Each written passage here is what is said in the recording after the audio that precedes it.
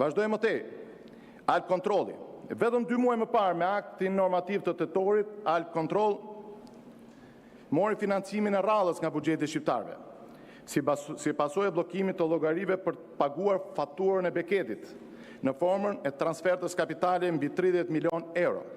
Tashmë me këtë akt normativ të dhjetorit qeveria jep dhe 40 milion euro të tjera, 20 milion euro në formën e shtesës së kapitalit dhe 20 milion euro për detyrimet ndaj korporatës shqiptare të investimeve për arkën e mbetur bosh të Alt Kontroll nga zbatimi i vendimit të arbitrazhit nga Beketi. Dhe pyetja që lind, a ju kujtohet çfarë thonte Rama para disa vitesh? Asnjë qindar nuk do të shkojë për Beketin. Keni ndonjë koment kur milionat e eurove të këtij vendi të varfër shkojnë përsëri për Beketin? Bën gjithmonë Rama sikur nuk ka mendje, nuk dëgjon kur kapet mat. Vazhdon para me abuzimin e rrallës. Fiks modeli Rama.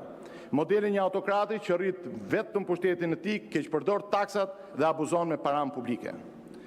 Kjo mazhorancë, me arrogancën e vet, flaku 206 amendamente të opozitës, por jo vetëm, dhe ndonjë përfaqësuesi të mazhorancës. Kjo mazhorancë ka kthyer kuvendin në një noter të veprimeve korruptive të Ramës. Kjo mazhorancë plaçkitse rrëmbyse e çdo pasurie publike. Nuk përbën asnjë zgjidhje pro qytetarit, pro pensionistit, pro të pamundurit. Kjo mazhorancë, kjo qeveri ka vetëm një emër: turpi që s'ka turp.